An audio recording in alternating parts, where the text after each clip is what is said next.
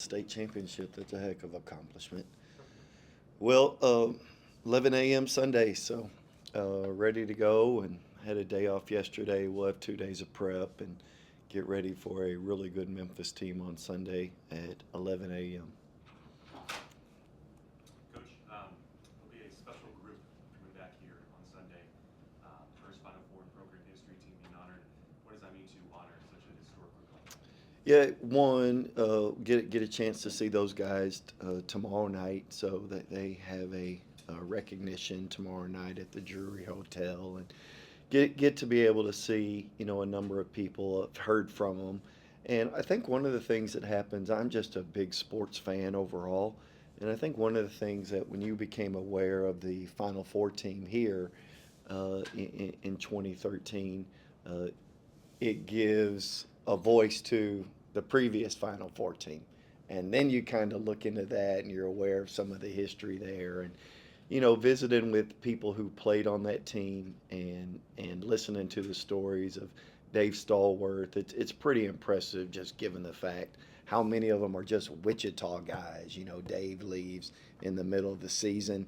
I think all the starters were in the 60-mile radius of here. So it's one of those like cool stories. I remember Guy Lewis when he was coaching the University of Houston. He says he does all of his recruiting on his bike, and just kind of went around and they had that Final Four team with Clyde Drexler and Akeem was the one who came over. So to hear those kind of stories, to know that it's happening with the proximity, and to be able to recognize those guys 60 years later, it's a heck of a tribute to all that were involved in that. And why is that important to remember the past? Can you kind of, I know you're kind of a historian, so Yeah. why is that important? Well, I mean, we're here on account of a number of people have paved the way. And I mean, when we start out our first week here, we go through what we call Culture Week. And one of those days that we go through is the history of WSU and put up a video, and you're aware of it. Last year I had the chance to, be a part. I know you were there of that 10-year reunion recognizing the Final Four team, and just to be a part of that, you realized how many of them have paved the way for the current guys. So they not only need to be knowledgeable of it, but they need to understand that sacrifices have been made in order to get this program where it is, and we're the beneficiaries of it. And so to recognize people who kind of paved that path, it's important for our guys. I love it when Cheese comes around and you get the opportunity to see Cheese. Xavier McDaniel's around here quite a bit during the summer, and I just think that's huge, given the fact that people are still invested in here, not only in the school but in the community all these years later. And the second time around with Memphis, obviously turnovers was an issue that first time. And last game. So what are you guys doing to prepare to clean that up? Yeah, one, it is a situation that I just think that I thought more of it was formation oriented than anything else. I mean, we went through it as a staff this morning, just talking through and watching all 22 of those turnovers that occurred against Memphis. And I thought they're formation based. Some of it's non fundamental based, one hand rebounds.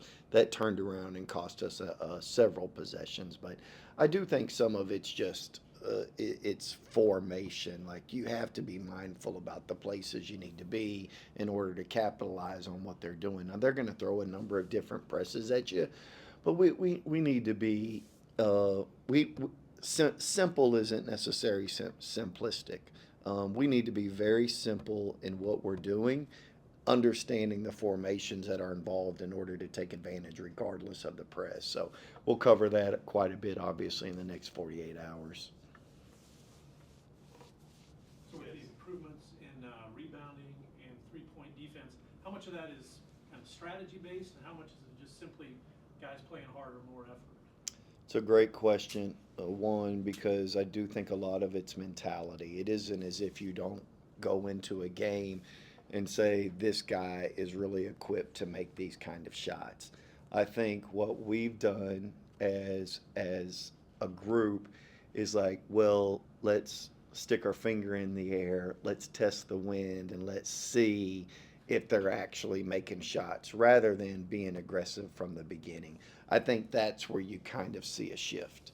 Is this isn't let's see if they're actually able to knock these down, because I think sometimes as a player you can see that stuff on film, but in your mind, because we don't see it every day in practice, we don't have guys who make logo threes, who can make them from NBA range, 7 feet behind the arc.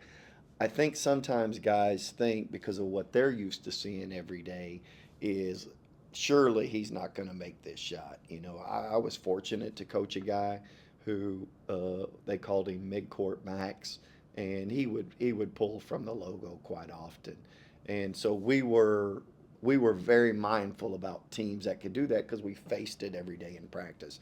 I think the thing that our players have done is they've erred on the side of being aggressive rather than this wait and see approach. So I will tell you that a lot of it's just our players they've been told, but it's them being way more aggressive on some of the things we need to do in order to capitalize on who the shooters are going into the respective game. What kind of aggression did you see from this group the first time you guys played Memphis, forcing the Tigers to 20 turnovers, I believe, 6 and 19 from beyond the arc. So defensively, staying within the game. Yeah, I do think defense allowed us to stay in the game. It was turnovers and rebounding that came back and got us. It's a situation that there's different coverages every game. I've said this before. I do believe that in order to be good, you have to have multiple pick and roll coverages. Our pick and roll coverages kind of switch game to game. I'm glad for, this last game, UTSA was a 1-day prep, but it was something that we were kind of used to. And especially given the fact that, Quincy Ballard was out, and so we weren't able to cover it with him until a little bit during shoot around. But we're going to have to do a really good job in pick and roll, simply because of their guards, having multiple guards who can exploit pick and roll.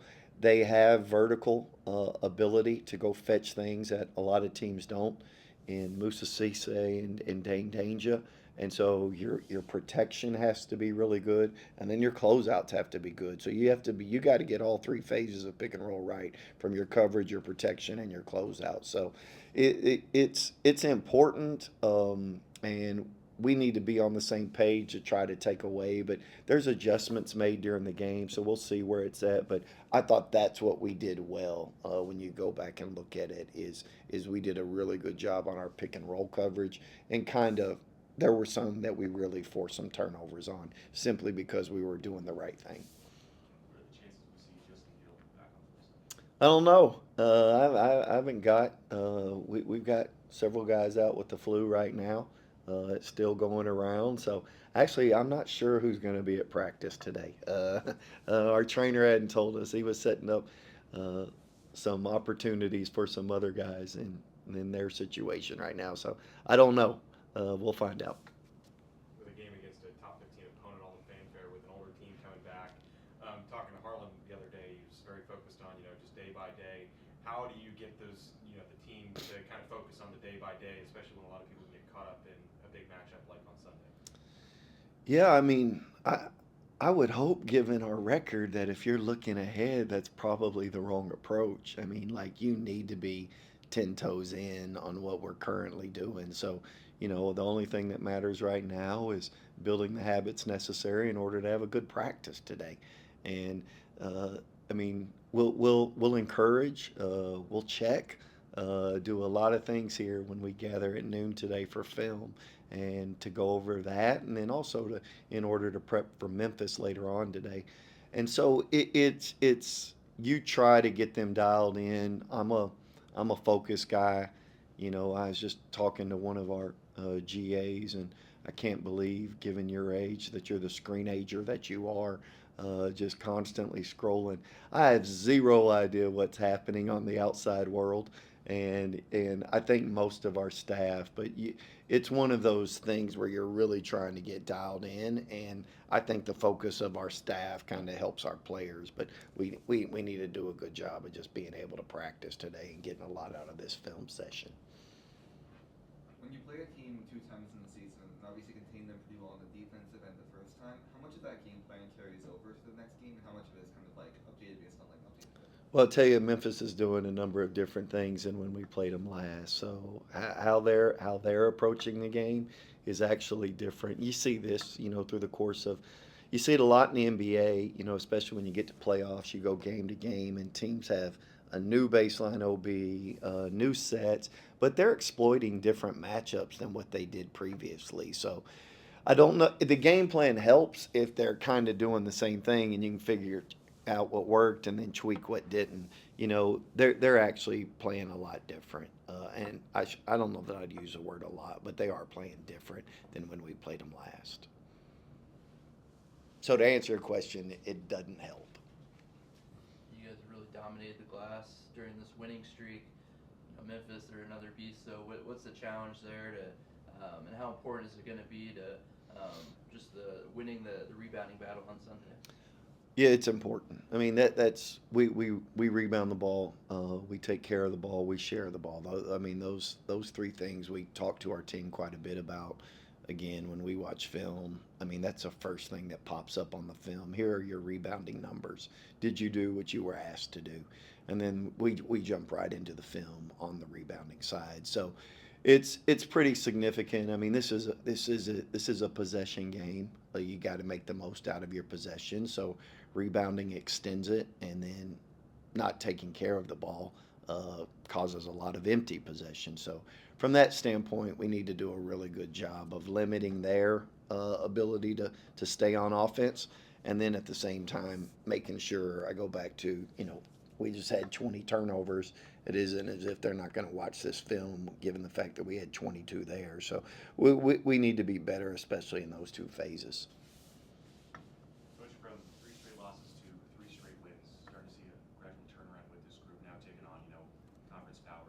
What does that kind of matchup mean for this group with, conference tournament right here? Yeah, I mean, outside of Memphis, I think everybody's fighting for an NCAA conference tournament win in order to get to the NCAA. But you have to play well. You have to be able to play your best basketball this time of year. And I think it's one of those things when players get more experience, they understand what's required for us going back to being able to rebound and take care of the ball. It helps when you're playing somebody who's first place right now. And it's like, let's see where we're matched. Let's see where we are. And fortunately, we get to do it in front of our home crowd and in our own gym. So it's big. It's important. Every game is, but it gives you a good idea about what's going to transpire in mid-March. Being able to kind of hang with them on the road in the first game, does that give the team like extra confidence that they can hang with some of the best teams in the conference again? I'm a little offended by your question, simply because the objective, right, isn't to hang. And I know we ended that was a 3 possession game.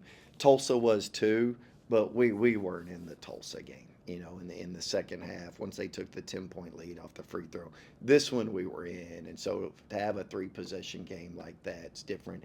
We had a number of things. Xavier was in foul trouble. You had the turnover issues. We gave up some late ones. But I really don't think there's any moral victories for this group, especially given our age. So it is a situation where I think we're more offended that we kind of gave that one away. Like we do. We took offense to the fact that we put ourselves in position and we weren't able to make the plays late. So we'll see what happens here Sunday. You like to say that basketball's a game that honors toughness. What kind of toughness have you seen from the team in the last 3 games, especially guys battling through illness, injury? What have you seen from them in the last 3?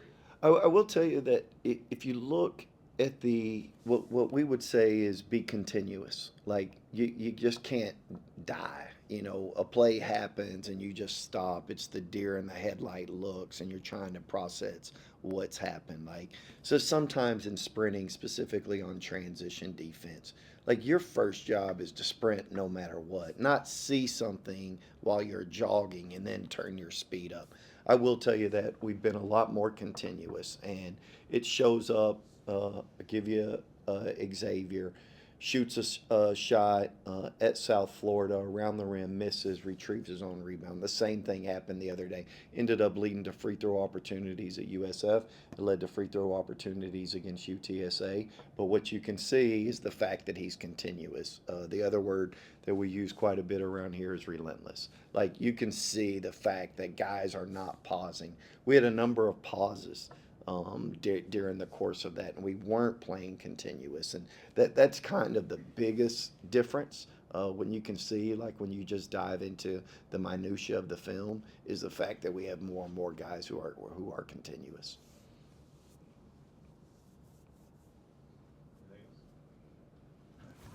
Thanks, Coach. Thanks, guys.